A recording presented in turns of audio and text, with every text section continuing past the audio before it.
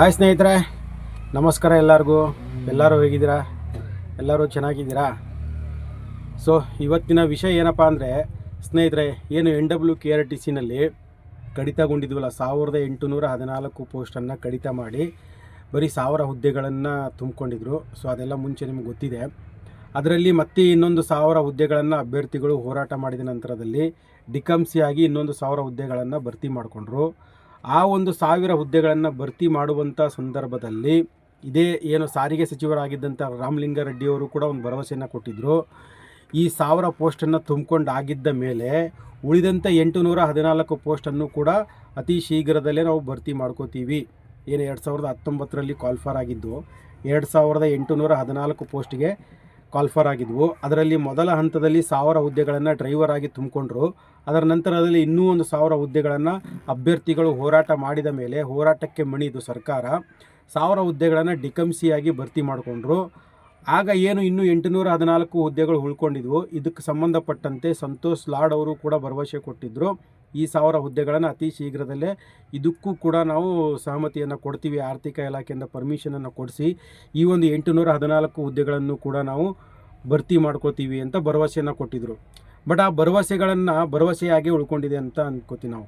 ಯಾಕಂದರೆ ಭರವಸೆ ಕೊಟ್ಟಿದ ಮೇಲೆ ಅಭ್ಯರ್ಥಿಗಳು ಕೂಡ ಏನು ಹೋರಾಟದ ಮುಂದಾಳತ್ವ ತೊಗೊಂಡಿದ್ರು, ಅವರೆಲ್ಲರೂ ಕೂಡ ನಿರಂತರವಾಗಿ ಬೆಂಗಳೂರಿಗೆ ಬಂದು ಫೈಲ್ ಮೂಮೆಂಟ್ಸನ್ನು ಎಲ್ಲ ಮಾಡಿದರು. ಆದರೂ ಕೂಡ ಈ 814 ಹುದ್ದೆಗಳಿಗೆ ಸಂಬಂಧಪಟ್ಟಂತೆ ಯಾವುದೇ ಒಂದು ನೇಮಕಾತಿ ಪ್ರೊಸೆಸ್ಸನ್ನು ಮುಂದುವರಿಲಿಲ್ಲ.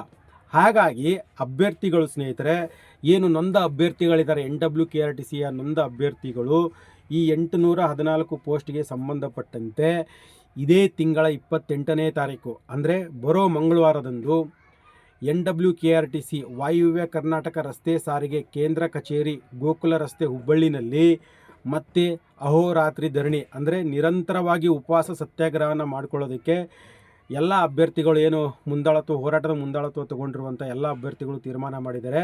ಇದೇ 28ನೇ ತಾರೀಕು ಅಹೋರಾತ್ರಿ ಧರಣಿಯನ್ನು ನಾವು ಕೂತ್ಕೋತೀವಿ. ಹಾಗಾಗಿ ಹೆಚ್ಚಿನ ಸಂಖ್ಯೆ ಅಭ್ಯರ್ಥಿಗಳ ಬೆಂಬಲ ಬೇಕಾಗಿದೆ ಅಂತ ನಮಗೂ ಕೂಡ ಇನ್ಫಾರ್ಮೇಷನ್ ಕೊಟ್ಟಿದ್ದಾರೆ.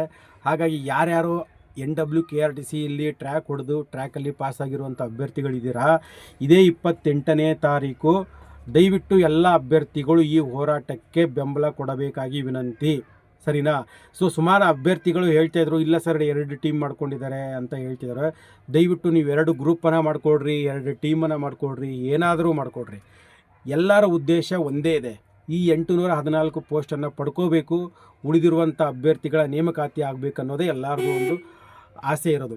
ಹಾಗಾಗಿ ನೀವು ಯಾರ್ಯಾರು 2 ಟೀಮು 3 ಟೀಮ್ ಮಾಡ್ಕೊಂಡಿದ್ರೂ ಪರವಾಗಿಲ್ಲ, ಎಲ್ಲರ ಉದ್ದೇಶ ಒಂದೇ ಆಗಿರೋದ್ರಿಂದ ದಯವಿಟ್ಟು ಈ 28ನೇ ತಾರೀಕು ಏನು ಒಂದು ಹೋರಾಟವನ್ನು ಹಮ್ಮಿಕೊಂಡಿದ್ದಾರೆ, ಈ ಹೋರಾಟಕ್ಕೆ ಹೆಚ್ಚಿನ ಸಂಖ್ಯೆಯ ಅಭ್ಯರ್ಥಿಗಳು ನಿಮ್ಮ ಕುಟುಂಬ ಸಮೇತರಾಗಿ ಬರಬೇಕಾಗಿ ವಿನಂತಿ. ನಾನು ಮುಂಚೆ ಎಲ್ಲ ಹೇಳ್ತಿದ್ದೆ ಕುಟುಂಬ ಸಮೇತ ಬೇಡ, ಹೆಂಡತಿ ಮಕ್ಕಳನ್ನೆಲ್ಲ ರೋಡಿಗೆ ತರೋದು ಬೇಡ ಅಂತ ಹೇಳ್ತಾ ಇದ್ದೆ. ಬಟ್ ಈಗಿನ ಸರ್ಕಾರ ಹೆಂಗಿದೆ ಅಂದರೆ ಸ್ನೇಹಿತರೆ, ನಾವು ನಮ್ಮ ಹೆಂಡತಿ ಮಕ್ಕಳನ್ನ ಕರ್ಕೊಂಡು ರೋಡಿಗೆ ಬಂದು ಕುಂತ್ರೂ ಕೂಡ ಮಡಿಯುವಂಥ ಪರಿಸ್ಥಿತಿಯಲ್ಲಿಲ್ಲ. ಹಾಗಾಗಿ ಯಾರೋ ನೀವು ಉತ್ತರ ಕರ್ನಾಟಕದ ಅಕ್ಕಪಕ್ಕದ ಜಿಲ್ಲೆಯವರಿದ್ದೀರಾ, ನಿಮಗೆ ಅನುಕೂಲಗಳಿದ್ದರೆ ನಿಮ್ಮ ತಂದೆ ತಾಯಿ ಹೆಂಡತಿ ಮಕ್ಕಳ ಸಮೇತ ಈ ಒಂದು ಹೋರಾಟದಲ್ಲಿ ಭಾಗವಹಿಸಬೇಕಾಗಿ ವಿನಂತಿ. ಯಾಕಂದರೆ ನೀವು ಈ ಹೋರಾಟದಲ್ಲಿ ನಿಮ್ಮ ಅಕ್ಕ ತಂಗಿಯರು ಹೆಂಡತಿ ಮಕ್ಕಳನ್ನ ಕರ್ಕೊಂಬಂದರೆ ಮಾತ್ರ ಈ ಒಂದು ಹೋರಾಟಕ್ಕೆ ಒಂದು ಉಗ್ರ ರೂಪ ಸಿಗುವಂಥ ಸಾಧ್ಯತೆ ಇರುತ್ತೆ.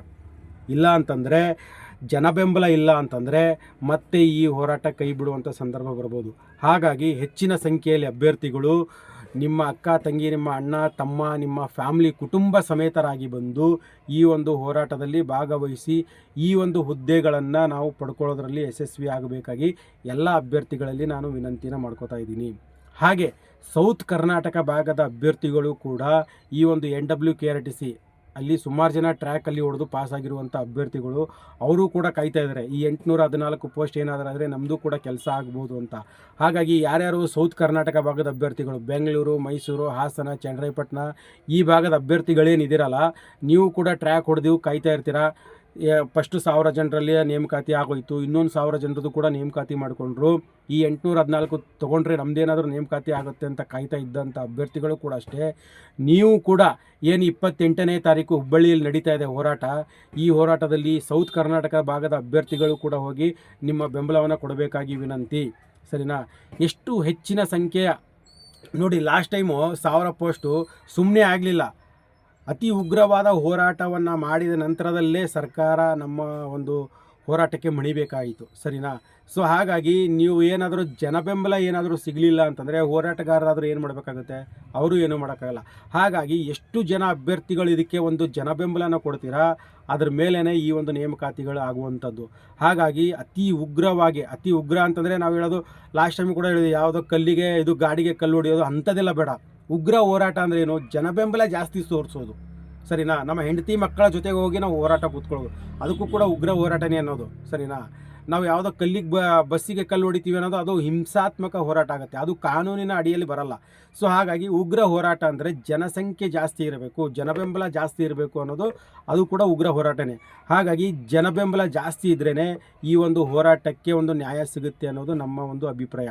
ಹಾಗಾಗಿ ಹೆಚ್ಚಿನ ಸಂಖ್ಯೆ ಅಭ್ಯರ್ಥಿಗಳು ಯಾರ್ಯಾರಲ್ಲಿ ಏನೇ ಮನಸ್ತಾಪಗಳಿದ್ದರೆ ದಯವಿಟ್ಟು ಎಲ್ಲ ಮನಸ್ತಾಪಗಳನ್ನು ಬದಿಗಿಡಿ. ಇವಾಗೇನು ಹೋರಾಟಗಾರರು ಡೇಟನ್ನು ಫಿಕ್ಸ್ ಮಾಡಿದ್ದಾರೆ, ಪೊಲೀಸ್ ಪರ್ಮಿಷನು ಕೂಡ ತೊಗೊಂಡಿದ್ದಾರಂತೆ 28ನೇ ತಾರೀಕು. ದಯವಿಟ್ಟು ನೀವು 2 ಟೀಮ್ ಮಾಡ್ಕೊಂಡಿರ್ಬೋದು, ಇಲ್ಲ ಅಂತ ಹೇಳ್ತಲ್ಲ, 2 ಟೀಮ್ ಮಾಡ್ಕೊಂಡಿದ್ರು ಕೂಡ ನಿಮ್ಮ ಉದ್ದೇಶ ಏನು? ಈ 814 ಪೋಸ್ಟು ತೊಗೋಬೇಕು ಅಂತಲೇ ತಾನೆ. ನೀವು 2 ಟೀಮ್ ಮಾಡ್ಕೊಂಡ್ರೆ ಎಲ್ಲರೂ ಡಿವೈಡ್ ಆದರೆ ಅವರೊಂದು ದಿವಸ ಹೋರಾಟ ಮಾಡ್ತಾರೆ, ನಾವೊಂದು ದಿವಸ ಹೋರಾಟ ಮಾಡ್ತೀವಿ ಅಂದರೆ ಜನಬೆಂಬಲ ಸಿಗಲ್ಲ. ಜನಬೆಂಬಲ ಸಿಗಲಿಲ್ಲ ಅಂದರೆ ನಷ್ಟ ಯಾರಿಗಾಗುತ್ತೆ? ನಿಮಗೆ ಅಲ್ವಾ? ಸೊ ಹಾಗಾಗಿ ದಯವಿಟ್ಟು ನೀವು 2 ಟೀಮ್ ಮಾಡ್ಕೊಂಡಿದ್ರು ಪರವಾಗಿಲ್ಲ, ನಿಮ್ಮ ಉದ್ದೇಶ ಒಂದೇ ಆಗಿದೆ. ಉದ್ದೇಶ ಏನು? 814 ಪೋಸ್ಟ್ ಪಡ್ಕೋಬೇಕನ್ನೋದು.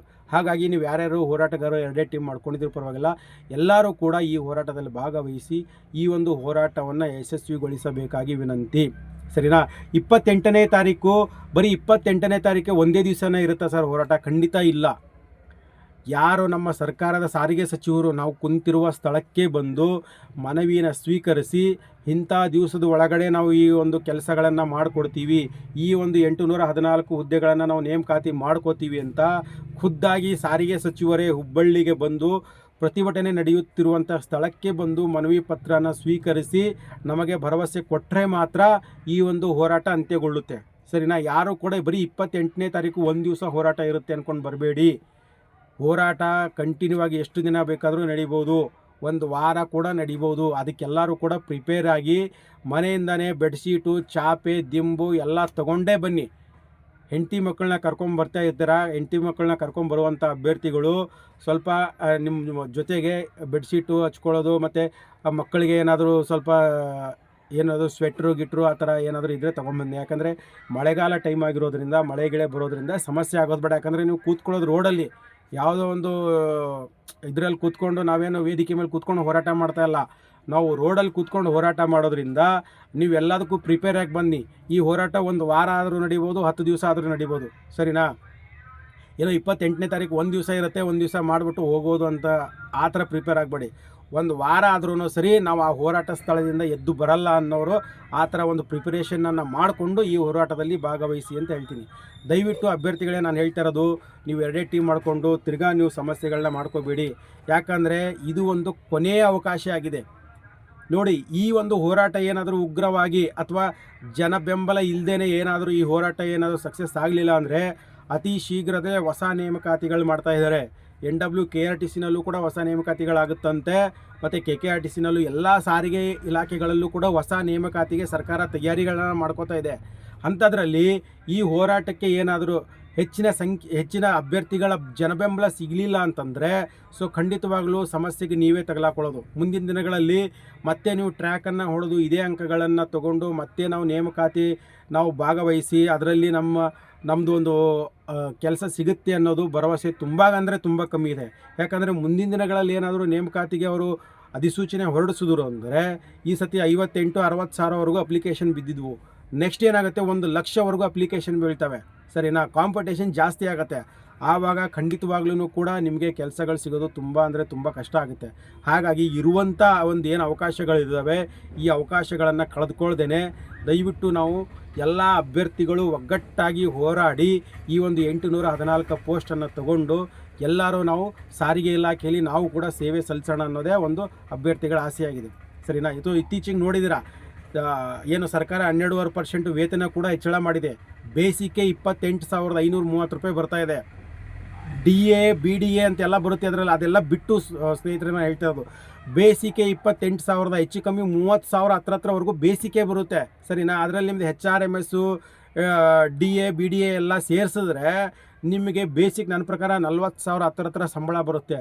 ನೀವು OT ಮತ್ತು ನಿಮ್ಮದು ಟಿಕೆಟ್ ಕಮಿಷನು ಇವೆಲ್ಲ ಹಿಡಿದ್ರೆ ಸಾಮಾನ್ಯವಾಗಿಯೂ ಕೂಡ ನಿಮಗೆ ತಿಂಗಳಿಗೆ 50,000 ಸಂಬಳ ತೊಗೊಂಡು ಹೋಗ್ತೀರ ಮನೆಗೆ ಸರಿನಾ. ಸೊ ನಾವು ಇತ್ತೀಚೆಗೆ ನಾವು ಏನು ಪೊಲೀಸ್ ಕಾನ್ಸ್ಟೇಬಲ್ದು ಕೂಡ ನೇಮಕಾತಿಗಳು ನಡೀತಿದ್ದಾವೆ. ಪೊಲೀಸ್ ಕಾನ್ಸ್ಟೇಬಲ್ ನೇಮಕಾತಿ ಆದ್ರೂ ಕೂಡ ಇಷ್ಟೊಂದು ಸಂಬಳನ ತೊಗೊಳಕ್ಕೆ ಸಾಧ್ಯ ಇಲ್ಲ. ಈಗ ಸರ್ಕಾರ 12% ವೇತನ ಹೆಚ್ಚಳ ಮಾಡಿರೋದ್ರಿಂದ ನಮ್ಮ ಒಂದು ಟಿಕೆಟ್ ಕಮಿಷನ್ನು OT ಈ DA BDA ಮತ್ತು HRMS ಬೇಸಿಕ್ ಸ್ಯಾಲ್ರಿ ಎಲ್ಲ ನಾವು ಸೇರಿಸಿದ್ರೆ ಕಮ್ಮಿ ಅಂದರೂ ಒಂದು 50,000 ಸಂಬಳನ ತೊಗೊಂಡು ಹೋಗ್ತೀವಿ. ಅಂಥದ್ರಲ್ಲಿ ನಾವು ಈ ಹುದ್ದೆಗಳನ್ನು ಯಾವುದೇ ಕಾರಣಕ್ಕೂ ಕೈ ಬಿಡಬಾರ್ದು ಅನ್ನೋದು ನಾನು ನಿಮ್ಮ ಹತ್ರ ಕಳಕಳಿಯುವಾಗ ಮನವಿ ಮಾಡ್ತಾಯಿದ್ದೀನಿ. ನಾವು ಕೂಡ ಮುಂಚೆ ನಾವೇ ಹೋರಾಟನ ಸ್ಟಾರ್ಟ್ ಮಾಡಿದ್ದು, ಕಾರಣಾಂತರಗಳಿಂದ ನಮಗೆ ಬರೋಕ್ಕಾಗಲಿಲ್ಲ. ಇವಾಗಲೂ ಕೂಡ ನಾನು ವಿಡಿಯೋ ಮಾಡುವಂಥ ಪರಿಸ್ಥಿತಿಯಲ್ಲಿ ಇರಲಿಲ್ಲ. ದಯವಿಟ್ಟು ನಿಮ್ಮ ಹೋರಾಟಗಾರ ರಫೀಕ್ ಅವ್ರನ್ನ ಕೇಳಿ ನೋಡಿ. ಯಾಕಂದರೆ ನನ್ನ ಫ್ಯಾಮ್ಲಿನಲ್ಲಿ ಸ್ವಲ್ಪ ಸಮಸ್ಯೆ ಇತ್ತು ಮನೆಯಲ್ಲಿ, ಆದ್ರೂ ಕೂಡ ಅವರು ಇಲ್ಲ ವಿಡಿಯೋ ಮಾಡಿ ದಯವಿಟ್ಟು ನಿಮ್ಮ ಸಬ್ಸ್ಕ್ರೈಬರ್ಸ್ಗೂ ಕೂಡ ಮನವಿ ಮಾಡಿ ಸರ್ ಹೋರಾಟದಲ್ಲಿ ಭಾಗವಹಿಸೋಕ್ಕೆ ಅಂತ ಹೇಳಿದ್ರು. ಹಾಗಾಗಿ ನಾನು ಎಷ್ಟೋ ದಿನಗಳಿಂದ ವಿಡಿಯೋ ಮಾಡಿಲ್ಲ ಅಂದ್ರೂ ಕೂಡ ಇವತ್ತು ಯಾಕೆ ನಾನು ಬೆಂಬಲ ಕೊಡ್ತಿದ್ದೀನಿ ಅಂದರೆ 814 ಏನಾದರೂ ನೇಮಕಾತಿಗಳಾದರೆ 814 ಅಭ್ಯರ್ಥಿಗಳ ಮನೆ ಬೆಳಗುತ್ತೆ. ಹಾಗಾಗಿ ನಾವು ಕೂಡ ಇರೋಬರೋ ಕೆಲಸಗಳನ್ನೆಲ್ಲ ಬಿಟ್ಟು ಇವತ್ತು ವಿಡಿಯೋ ಮಾಡಿ ನಿಮಗೆ ಅಪ್ಡೇಟ್ ಕೊಡ್ತಾಯಿದ್ದೀನಿ. ದಯವಿಟ್ಟು ನೀವು ಯಾವ ಪ್ಲೇಸಲ್ಲಿದ್ದರೂ ಕೂಡ ಅಷ್ಟೇ ನೋಡಿ, 28ನೇ ತಾರೀಕು ಅಂದರೆ ಇನ್ನೂ 2 ದಿನ ಇದೆ. ಇವತ್ತು ಭಾನುವಾರ ಡೇಟು ಸರಿನಾ. ಇವತ್ತು ಭಾನುವಾರ ಅಂದರೆ ಸೋಮವಾರ ಮಂಗಳವಾರ ಇನ್ನೂ 2 ದಿವಸ ಇದೆ. ನೀವು ಭಾರತದ ಯಾವ ಮೂಲೆಯಲ್ಲಿದ್ದರೂ ಕೂಡ ಈ ಹೋರಾಟದಲ್ಲಿ ಬಂದು ಭಾಗವಹಿಸಿ. ಇಲ್ಲ ಸರ್ ನಾನು ಲಾರಿ ಓಡಿಸ್ತಾ ಇದ್ದೆ, ನಾನು ಡೆಲ್ಲಿಯಲ್ಲಿದ್ದರೆ, ಗುಜರಾತಲ್ಲಿದ್ದೆ, ನಾನು ತಮಿಳ್ನಾಡಲ್ಲಿದ್ದೆ, ಚೆನ್ನೈಯಲ್ಲಿದ್ದೆ, ಇವೆಲ್ಲ ಬೇಡ. ನೀವೆಲ್ಲೇ ಇದ್ರೂ ಕೂಡ ಈ ವಿಡಿಯೋ ನೋಡಿದ ತಕ್ಷಣವೇ ಹೊರಟು ಬನ್ನಿ ಹುಬ್ಳಿಗೆ ಸರಿನಾ. ಸೊ ನೀವು 2 ದಿವಸದಲ್ಲಿ ಎಲ್ಲಿದ್ರೂ ಕೂಡ ಭಾರತದ ಯಾವ ಮೂಲೆಯಲ್ಲಿದ್ದರೂ ಕೂಡ ನೀವು ಬಂದು ಸೇರ್ಬೋದು. ಹಾಗಾಗಿ ಯಾರ್ಯಾರು ಅಭ್ಯರ್ಥಿಗಳು ಲಾರಿ ಟ್ರಕ್ಕು ಬಸ್ಸುಗಳು ಓಡಿಸ್ಕೊಂಡು ದೂರಕ್ಕೆ ಹೋಗಿದ್ದೀರಾ ಎಲ್ಲ ಅಭ್ಯರ್ಥಿಗಳು ಕೂಡ ದಯವಿಟ್ಟು ಬಂದು ಭಾಗವಹಿಸಿ. ಆಮೇಲೆ ಇನ್ನೊಂದು ಇಂಪಾರ್ಟೆಂಟ್ ವಿಷಯ, ಲಾಸ್ಟ್ ಟೈಮು ನೀವು ಯಾರು 1000 ಜನ ಅಭ್ಯರ್ಥಿಗಳು ಹೋರಾಟ ಮಾಡಿ ನೀವು ಆಲ್ರೆಡಿ ಏನು ಇವಾಗ ಸೆಲೆಕ್ಟ್ ಆಗಿದ್ದೀರಲ್ಲ, ನಿಮಗೂ ಕೂಡ ನಾನು ರಿಕ್ವೆಸ್ಟ್ ಮಾಡ್ತೀನಿ, ದಯವಿಟ್ಟು ಸಾಧ್ಯ ಆದರೆ ನೀವು ಕೂಡ ಒಂದು ಕಲರ್ ಡ್ರೆಸ್ಸಲ್ಲಿ ಬಂದು ಈ ಒಂದು ಹೋರಾಟಕ್ಕೆ ದಯವಿಟ್ಟು ಬೆಂಬಲ ಕೊಡಿ. ಯಾಕಂತಂದರೆ ಇದೇ 814 ಅಭ್ಯರ್ಥಿಗಳು ನಿಮ್ಮ ಹೋರಾಟಕ್ಕೂ ಕೂಡ ಅವರು ಸಾಥ್ ಕೊಟ್ಟಿದ್ದಾರೆ. ಹಾಗಾಗಿ ಈಗ ನೀವು ಆಯ್ಕೆಯಾಗಿ ಹೋಗಿದ ತಕ್ಷಣ ದಯವಿಟ್ಟು ಈ ಒಂದು 814 ಅಭ್ಯರ್ಥಿಗಳ ಕೈ ಬಿಡಬೇಡಿ. ನೀವು ಕೂಡ ನಿಮ್ಮ ಕೆಲಸಕ್ಕೆ 1 ದಿವಸ 2 ದಿವಸ ರಜೆ ಹಾಕಿ ಯೂನಿಫಾರ್ಮಲ್ಲಿ ಬರೋಕ್ಕೆ ಹೋಗ್ಬಿಡಿ, ಕಲರ್ ಡ್ರೆಸ್ಸಲ್ಲಿ ಬಂದು ಅವ್ರಿಗೂ ಕೂಡ ಹಿಂಬದಿಯಿಂದ ನೀವು ಬೆಂಬಲನ ಕೊಡಬೇಕಾಗಿ. ಆಲ್ರೆಡಿ ಏನು 1000 ಜನ ಅಭ್ಯರ್ಥಿಗಳು ಆಯ್ಕೆಯಾಗಿ ಹೋಗಿದ್ದೀರ ಅವರೆಲ್ಲರಲ್ಲೂ ಕೂಡ ನಾನು ಕಳಕಳಿಯ ಮನವಿ ಮಾಡ್ತೀನಿ, ನೀವು ಕೂಡ ಆಯ್ಕೆಯಾಗಿದ್ದು ಇದೇ ಹೋರಾಟದಿಂದನೇ ಅಲ್ವಾ. ಹಾಗಾಗಿ ನಿಮ್ಮ ಹಿಂದೆ ಉಳಿದಿರುವಂಥ ಅಣ್ಣ ತಮ್ಮಂದರಿಗೆ ದಯವಿಟ್ಟು ನೀವು ಕೂಡ ಸಹಕರಿಸಬೇಕಾಗಿ ವಿನಂತಿ ಸರಿನಾ. ಇನ್ನೂ ಹೆಚ್ಚಿನ ಮಾಹಿತಿಗಳ ಸ್ನೇಹಿತರೆ ಹೋರಾಟ ಸ್ಟಾರ್ಟ್ ಆದ ನಂತರದಲ್ಲಿ ಇನ್ನೂ ಏನಾದರೂ ಹೆಚ್ಚಿನ ಮಾಹಿತಿಗಳಿದ್ದರೆ ಖಂಡಿತವಾಗಲೂ ನಾನು ಮುಂದಿನ ದಿನಗಳಲ್ಲಿ ತಿಳಿಸ್ತೀನಿ. ದಯವಿಟ್ಟು ಎಲ್ಲ ಅಭ್ಯರ್ಥಿಗಳು ಕೂಡ ಈ ಒಂದು ಹೋರಾಟದಲ್ಲಿ ಭಾಗವಹಿಸಿ ಅಂತ ಹೇಳ್ತಾ ವಿಡಿಯೋನ ಮುಗಿಸ್ತಾ ಇದ್ದೀನಿ. ಧನ್ಯವಾದಗಳು.